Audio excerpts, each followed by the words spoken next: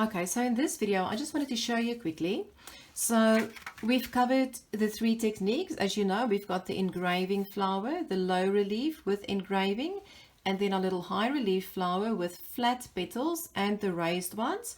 And so I'm just going to add some quick design details to it just to give you some ideas of how you can play around with your design.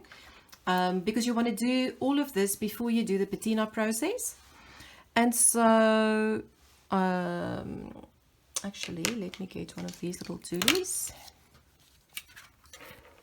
I'm just going to use one layer of my cloth. And let's say I want to do little dots around the petals.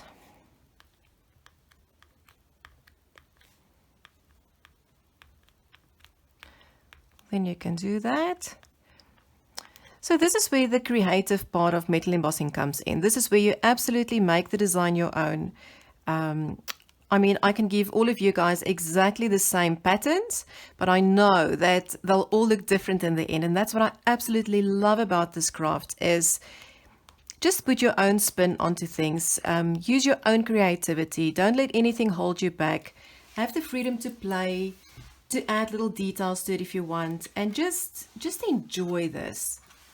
Okay, so I might just do the dots around here as well, sort of mirror what I've done with the other flower.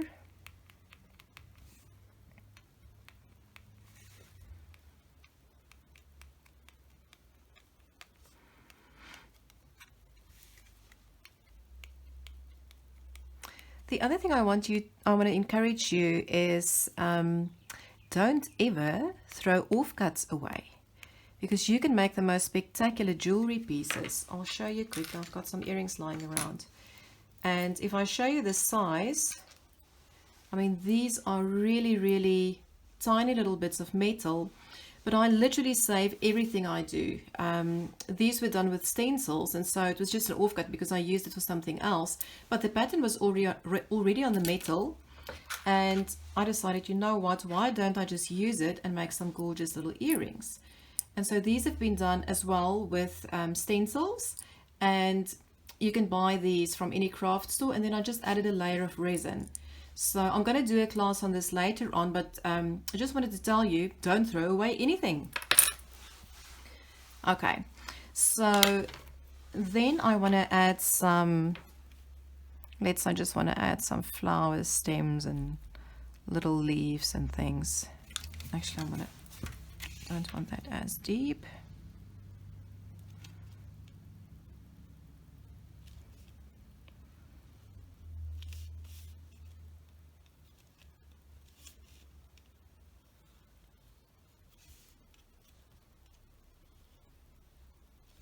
So I hope you can see that even though there might be people who think they don't have a creative bone in their bodies, I promise you that you'll be able to create the most amazing things in metal.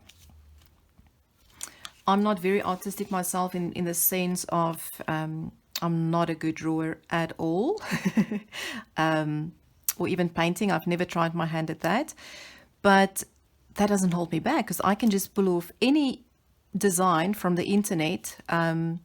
Actually, I'll speak to you about that, because you can't just pull any design off. There's things like copyright, but I'll quickly pop a side note in there on that. But I mean, you can find designs from coloring books or whatever and do them in metal, and they'll look absolutely amazing.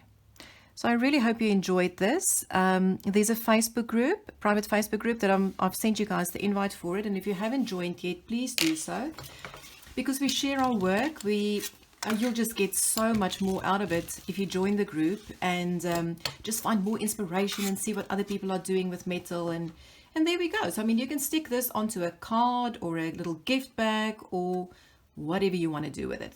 So I'll finish it off. I'll paint it quickly, and then I'll show you how the design just really comes to life.